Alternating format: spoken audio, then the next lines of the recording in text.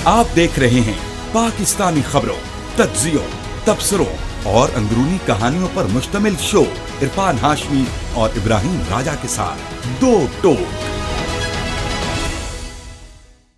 बिस्मिल्लाहिर्रहमानिर्रहीम। अस्सलाम वालेकुम नाज़रीन, मैं इरफान हाशमी लंदन स्टूडियो से आपसे मुखातिब हूँ और हमारे साथ मौजूद हैं इब्राहिम राजा साहब। राजा साहब, अस्सलाम वालेकुम।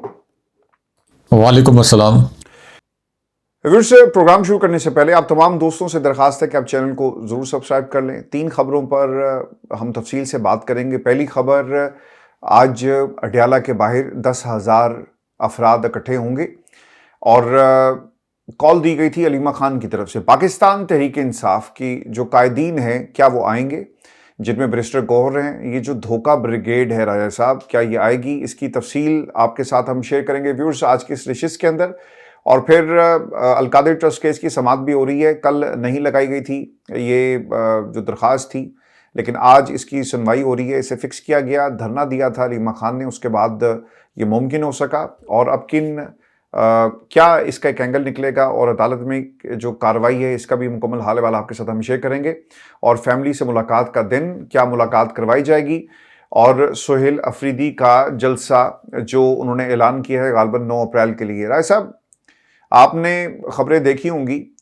कल अलीमा खान ने क्या किया? अलीमा खान चले गई, पीर का दिन था, समाअत थी तोशाखाना की और इस्लामाबाद हाई कोर्ट में। जब वो कमरे में दाखिल हुए हैं तो वहां पे उनको पता चला, अलकादिर ट्रस्ट केस की, कि चीफ जस्टिस साहब नहीं है। चीफ जस्टिस साहब आए नहीं और वो एक तकरीब में मसरूफ हैं। आपको पता है वो तकरीब क्या थी राय साहब? वो तकरीब थी टर्की से वहां की अदालत के कर्ता धर्ता पाकिस्तान आए हुए थे और पाकिस्तान की अदालत के कर्ता धर्ता जितने भी लोग थे वो कुर्सियों पर बैठकर एमओयू साइन कर रहे थे। और एमओयू क्या था कि हम पाकिस्तान से सीखेंगे, और वो यानी ये जो पूरी ब्रिगेड है जो उस कुर्सियों पर बैठी थी वो तुर्की के निज़ाम इंसाफ से सीखे। राय साहब, क्या सीखा जाएगा कि पाकिस्तान में इंसानी हकूक़ का इस्तेहसाल किया जाता है, एक ट्वीट करने पर लोगों को सज़ा दे दी जाती है, हुकूमत के लोग झूठ भी बोलते रहें तो पीका एक्ट किसी तरह भी उनके ऊपर लागू नहीं होता।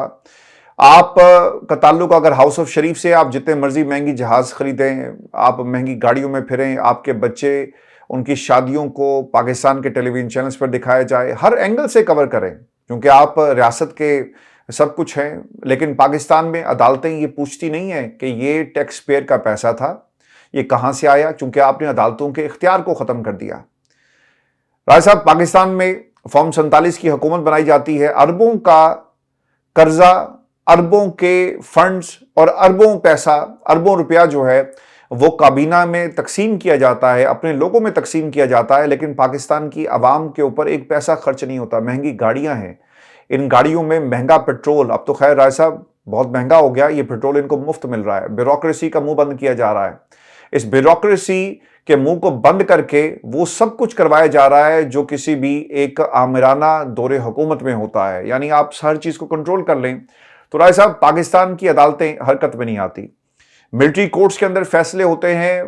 पाकिस्तान की एक अदालत फैसला देती है कि कुछ माह के अंदर एक टाइम फ्रेम दे दिया जाता है कि आपने कानून साजी करनी है, लेकिन इन अदालतों के फैसले, इन अदालतों की रिटर्न ऑर्डर्स जो हैं वो दिए इसलिए नहीं जाते कि कहीं जाकर ये किसी अदालत में उसे चैलेंज ना कर दें। क्या ये सब कुछ बताया जाएगा? ये सीखना है टर्की की निज़ाम इंसाफ के कर्ता धर्ता ने।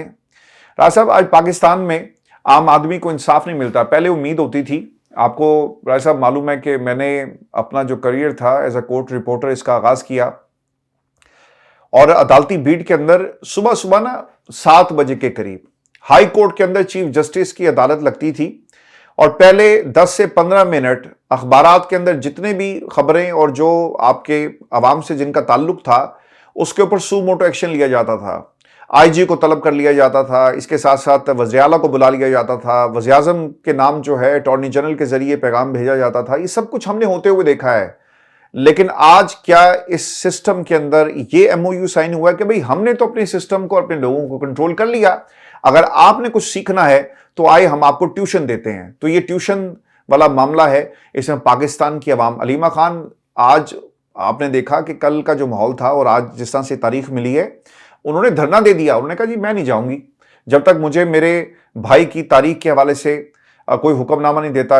वकला ने कहा कि मैडम तारीख का ऐलान हो गया है और आपके इस धरने की वजह से उन्होंने कहा कि ठीक है हम इसकी कॉज लिस्ट जारी कर रहे हैं, लेकिन उन्होंने कहा कि नहीं, जब तक मुझे रिटन ऑर्डर नहीं मिलेगा मैं यहाँ से नहीं उठूंगी। राय साहब। देखें हाशमी साहब, ये जो आपने खबर हमें सुनाई कि तुर्की की अदलिया और पाकिस्तान की अदलिया जो है ये सर जोड़ के बैठ गए कि इंसाफ देने का अमल कैसे बेहतर बनाया जाए और इसके बाद किस तरीके से अदालती अमूर को ज़्यादा फ़ाल तरीके से निपटाया जाए और लोगों को किस तरीके से इंसाफ दिया जा सके। तो कुदरती तौर पर वैसे पाकिस्तान और तुर्की की जो अदलिया है और अदलिया के सरबराहान या अदलिया के वफूद, इन्हीं को मिल के बैठना चाहिए कि ये एक दूसरे के हलीफ एक लगते जैसे हैं, एक जैसे बिछड़े हुए भाई। पाकिस्तान की जो अदलिया है इसका जो रैंक है 143 में से 128 नंबर है। और अगर आप लॉ एंड ऑर्डर की बात करें तो 143 में से ये 140वें नंबर पर है कि क्या ये लॉ एंड ऑर्डर अपने ऑर्डर्स के जरिए मेंटेन कर सकते कि नहीं कर सकते। और तुर्की का जो है ये 143 ममालिक में से 118वें नंबर पर है। यानी दोनों जगह पे अदलिया का बेड़ा गर्क है, दोनों जगह पे इसके ऊपर कई इंटरनेशनल रिपोर्ट्स आ चुकी हैं कि दोनों जगहों पे यानी पाकिस्तानी अदलिया और तुर्की की जो अदलिया है इनके ऊपर पॉलिटिकल इन्फ्लुएंस है बहुत ज़्यादा। और हमारी जो अदलिया है इसकी जो रीजनल रैंकिंग है, ये हमारे जो व्यूअर्स हैं उनसे मैं कहूँगा कि ये जो फिगर हम उनसे शेयर कर रहे हैं इसके ऊपर कमेंट करके अपनी आरा का इजहार करें। हम हमारे जो अगर आप इजाजत दें मैं ऐड कर दूं। अच्छा, ये लोस्ट फैक्टर अभी मैंने फिगर्स निकाली हैं, गवर्नमेंट पावर्स और फंडामेंटल राइट्स दोनों चीजें पाकिस्तान में भी वैसी हैं जैसे कि टर्की में है। और अपने रीजन में यानी ईस्टर्न यूरोप के अंदर 15 में से 15वें नंबर पे है, यानी सबसे लो रैंक इनका जस्टिस सिस्टम है। उससे भी मजे की बात सुने ना, उससे मजे की बात यह है कि जो पाकिस्तान जिस रीजन में है यहाँ पे जो 6 कंट्रीज हैं इनमें से पाकिस्तान 5वें नंबर पर है, पाकिस्तान की अदलिया। और कौन से मुल्क की अदलिया पाकिस्तान से पीछे है? अपने व्यूअर से कहेंगे कि लगाएं जरा तुक्का और गैस करें, सिर्फ अफगानिस्तान की। यानी पाकिस्तान की जो जुडिशरी है इस रीजन के अंदर उसकी रैंकिंग सिर्फ अफगानिस्तान, जहाँ कबायली जिरगे होते हैं, जहाँ पे तालिबान फैसले करते हैं, जहाँ पे आप ये कह लें कि शिद्दत पसंद फैसले करते हैं, तो सिर्फ वो इस वक्त जो है पाकिस्तान से जुडिशरी के मयार में पीछे हैं। और वो भी इसलिए पीछे नहीं होंगे कि वो कोई नाइंसाफ़ी पर बहुत ज़्यादा मबनी फैसले होंगे, वो इस वजह से कि कबायली जो फरशुदा रसूम व रवाज हैं उनके मुताबिक वो फैसले करते हैं। ख़वातीन के जो हकूक़ हैं उनको मारते हैं, ख़वातीन को तहफ़्फ़ुज़ देते हैं, या ख़वातीन का जो तालीम का हक़ है या उनको जो मरकज़ी दायरे में आने का हक़ है वो तालिबान उसको सप्रेस करते हैं। लेकिन ओवरऑल पाकिस्तान की जुडिशरी का ये हाल है। तो हमारे जो जस्टिस याहिया अफरीदी साहब हैं, चीफ जस्टिस याहिया अफरीदी साहब, और इसी तरह इस्लामाबाद हाई कोर्ट के चीफ जस्टिस और बाकी हाई कोर्ट्स के चीफ जस्टिस साहिबान, और इसी तरह हमारी जो आईनी अदालत, वो इन फिगर्स को देखें तो इन फिगर्स को देख के क्या मतलब थोड़ी बहुत शर्मिंदगी होती होगी कि या नहीं होती होगी? क्या ख्याल है हमारे व्यूअर्स का और आपका हाशमी साहब, क्या ख्याल है? और फिर ये है कि यहाँ पे जब जस्टिस अतर मिनल्लाह आए न्यूयॉर्क में, तो इत्तफाक से मैं एक असाइनमेंट कवर करने यहाँ पे आया हुआ था। तो न्यूयॉर्क सिटी बार जो है यानी बार काउंसिल जो है सिटी बार, तो उससे उन्होंने खिताब किया और उसके अंदर उन्होंने बताया कि इस्लामाबाद हाई कोर्ट के जिन जजेस ने ताकतवर हल्कों की मदाखलत के मुतल्लिक सुप्रीम कोर्ट ख़त लिखा था या जिन्होंने मज़ामत करने की कोशिश की, तो उन्होंने कहा कि जब इनकी सिलेक्शन का या इनकी तैनाती का वक्त आया तो उस वक्त उन्होंने एक बहुत लंबी चौड़ी एक्सरसाइज की और उसके अंदर से ये बेस्ट ऑफ द बेस्ट जजेस थे। और वो बेस्ट ऑफ द बेस्ट जजेस के साथ हमने क्या किया, वहां पे हमने डोगर साहब को उनके ऊपर चीफ जस्टिस बना दिया है। जस्टिस जहांगीरी साहब को जी जी, और जस्टिस जहांगीरी साहब को हमने बरतरफ कर दिया और उस अदालत के ऊपर भी कू कर दिया है। और वो जस्टिस अतर मिनल्ला जो ये कह रहे थे कि मैं बेस्ट ऑफ द बेस्ट जजेस को लेके आया था, वो इस्तीफा पर मजबूर हो गए। जस्टिस मंसूर अली शाह वो भी इस्तीफा देंगे। उससे पहले आप देखें कि जस्टिस एजाजुल हसन मुस्तफ़ी हो गए, जस्टिस नकवी जो है वो भी मुस्तफ़ी हो गए। तो ये है इस वक्त हमारी अदलिया, उसकी रैंकिंग। तो मुझे तो जब मैंने ये खबर पढ़ी तो मैं तो बड़ा लुत्फानंदोज हुआ कि ये टर्की की अदलिया के जो तजुर्बात हैं उनसे ये सीखेंगे। होना तो ये चाहिए था। वो कहते हैं कि जी हम तो 118वें नंबर पर हैं, आप 130वें नंबर पर हैं, हम आपसे सीखते हैं कि 130वें नंबर पर कैसे जाना है, क्योंकि हमारे यहाँ पॉलिटिकल इन्फ्लुएंस आपसे ज़रा सा कम है और हम आपके लेवल पर जाना चाहते हैं। अच्छा, क्या इंसाफ मिलेगा आज खान साहब को? मैंने वैसे आई डोंट नो, मेरे ज़हन में सवाल आया, मैंने कहा मैं आपसे कर लूं, क्या इंसाफ मिलेगा इमरान खान को आज की समात में राय साहब, या तारीख मिलेगी? हाशमी साहब, 1000 से ज़ायद दिन हो गए हैं इमरान खान साहब को कैद किए हुए। इमरान खान साहब को कैद करने के बाद इमरान खान साहब से मुलाकात नहीं होने दी जा रही। इमरान खान साहब को शिफा इंटरनेशनल हॉस्पिटल में मुंतकिल नहीं किया गया। उनकी बिनाई 85% तक मुतासिर हुई। बुशरा बीबी साहिबा की बिनाई मुतासिर होने की भी रिपोर्ट्स आ गई हैं। यहाँ तक कि आज़ाद जो डॉक्टर्स हैं उनको इमरान खान साहब की जो ट्रीटमेंट है उसके उस पैनल में शामिल नहीं किया गया। तो ये तो सारे इंडिकेटर्स हैं कि क्या इमरान खान साहब की रिहाई के लिए कोई मूव होगा या नहीं होगा। अगर कोई मूव हो रहा होता तो ये जुल्म और सितम का सिलसिला क्या जारी रहता? इमरान खान साहब के बच्चों को पाकिस्तान आने से रोका जाता, या पीटीआई के ऊपर जो क्रैकडाउन हो रहा है वो क्रैकडाउन जारी रहता? तो ये जो तमाम चीज़ें नज़र आ रही हैं उससे तो नहीं लगता कि इमरान खान साहब को कोई ये रिहा करने वाले हैं, उन दावों के बरक्स जो कि कह रहे हैं कुछ साफी अभी भी दावा कर रहे हैं कि जी। लेकिन ऐसा आपको लगता है कि टेक्निकली नॉकआउट किया जा रहा है और होगा यही, तारीख दे देंगे या कहा जाएगा कि जवाब नहीं आया और जवाब आ जाएगा, या कोई कहेगा जी मैंने आज ही केस लिया, मुझे वक्त चाहिए तैयारी के लिए? इस किस्म की बातें हमने इससे पहले भी होते हुए देखी हैं। सलमान सत्तर साहब के दलाइल जरा सुन लेते हैं। पहले सजा मौतली की अपीलें सुनी जाएं, जबकि नैब का मौकिफ था कि सजा मौतली की बजाय पहले मरकजी अपीलों पर समाअत की जाए, ताकि इस्लामाबाद हाई कोर्ट में अपीलें कैंसिल करे और फिर ये मामला आईनी अदालत के पास जाए और इमरान खान को लंबे अरसे तक जेल। इन्होंने पता क्या किया? इन्होंने कहा कि जो पहली अपील होती है वो तो इस्लामाबाद हाई कोर्ट में आ गई, लेकिन जो दूसरी अपील है जो सुप्रीम कोर्ट ऑफ पाकिस्तान में जानी चाहिए, जहां पे सारे मुकदमात लगेंगे, लेकिन वो ये कहते हैं कि नहीं, ये नैब की और बाकी मामला जाएंगे अमीनुद्दीन के पास, दूसरी अदालत में नहीं जाएंगे और ये आईनी अदालत देखेगी। अब इसमें आइन का क्या ताल्लुक था? यहाँ पे केसेस हैं, एक ट्रायल कोर्ट है, उसका फैसला है, उसको चैलेंज किया।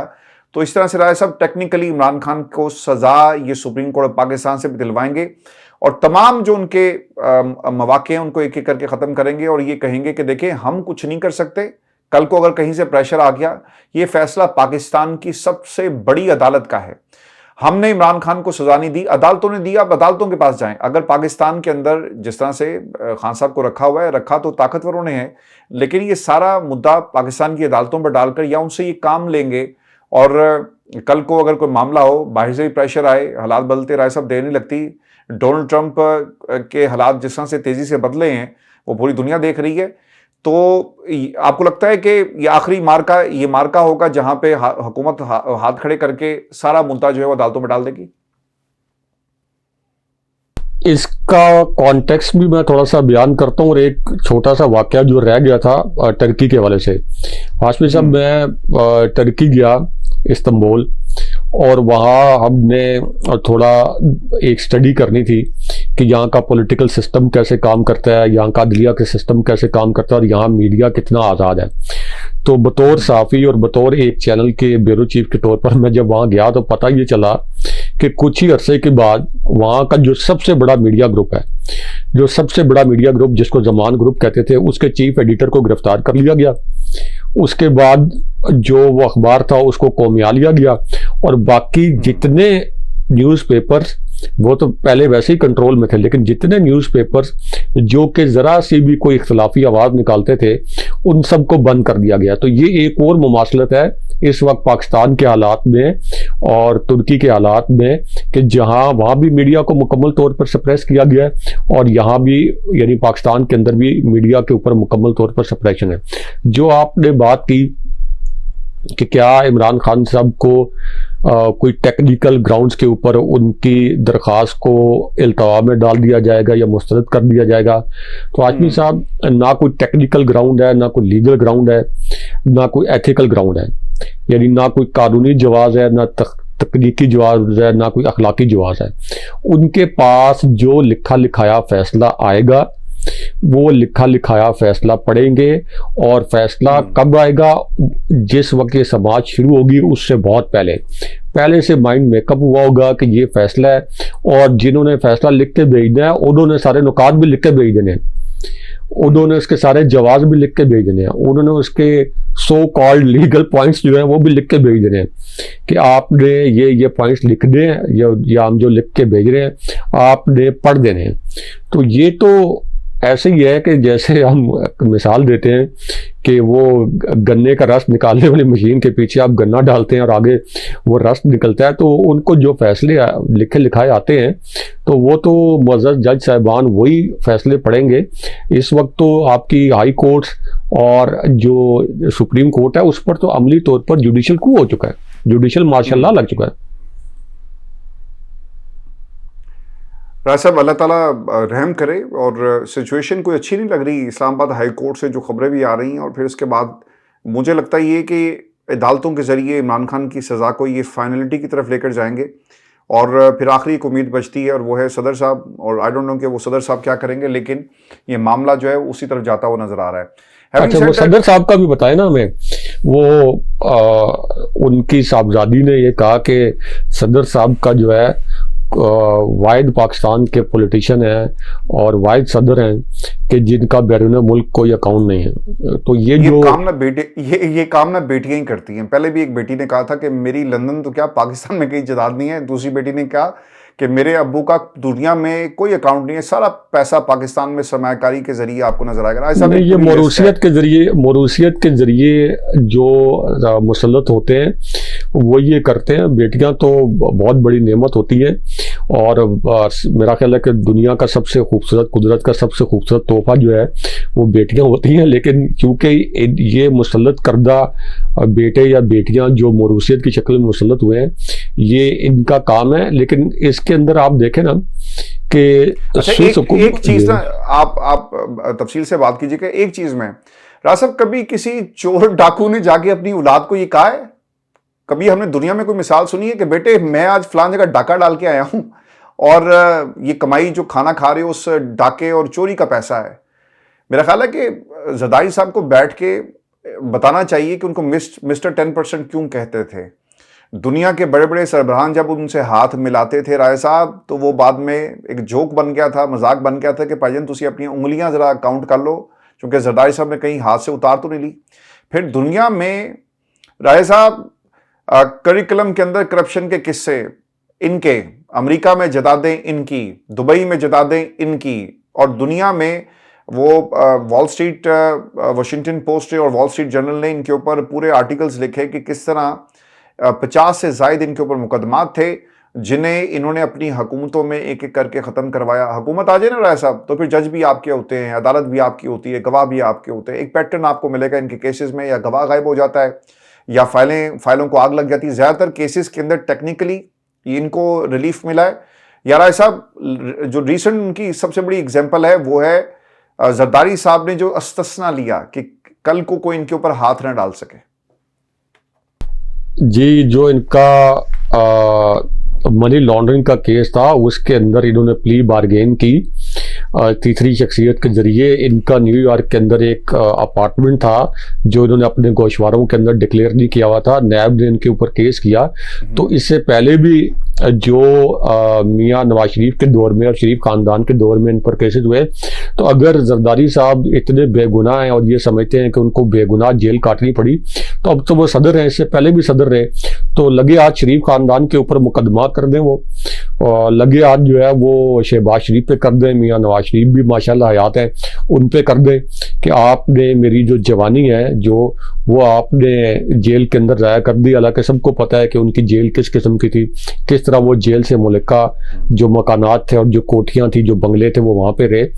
तो ये तो आइडियल मौका है इनके पास कि अगर ये समझते हैं कि उनके ऊपर, और ये जो फारूक एच नाइक जिनको ये कानूनी जादूगर कहा जाता है कि आसिफ अली जरदारी साहब के कानूनी जादूगर हैं, इन्होंने तो जो इनके रेफरेंसेस थे आसिफ अली जरदारी साहब के, वो तो इस बुनियाद पे खारिज करवा दिए कि जी वो उसकी नकूल जो है वो अदालत से चोरी हो गई, वो दस्तावेजात सारी चोरी हो गई, वो सारी दस्तावेजात जो है वो चोरी हो गई। ऐसी जो शर्जील मेमन के खिलाफ एक केस था, उसके अंदर भी एक नायब एहलकार के खिलाफ बाद में सो कॉल्ड कार्रवाई हुई जिसने सारे केस के एविडेंस गायब कर दिए।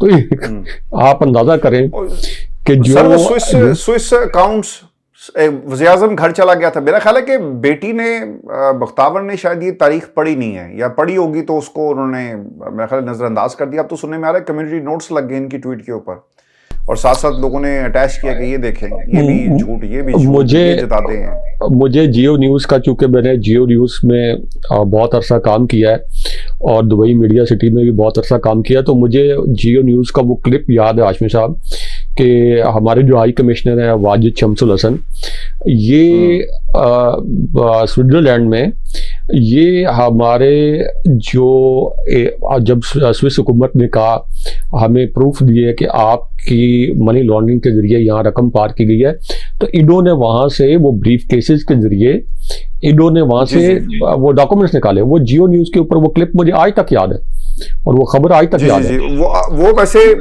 मौका तो नहीं है, वो पूरी हिस्ट्री, पूरी कहानी मुझे पता है, और वो किस तरह से असाइनमेंट कैसे दी गई थी और बंदा कैसे पहुंचा था वहाँ पे। आप बिल्कुल ठीक कह रहे हैं, ये बिल्कुल ऐसा हुआ। लेकिन मेरा ख्याल है कि बख्तावर को ये तमाम बातें नहीं पता, और या पता भी होंगी तो उन्होंने छुपा लिया। सब एक और बड़ी इंपॉर्टेंट खबर ये है कि जलसे की तैयारियां, और उससे पहले आज अडयाला के बाद 10,000 बंदे इकट्ठे होने हैं। कारकुनान को बाकायदा हिदायत जारी की गई थी कि आज उन्होंने इकट्ठे होना है।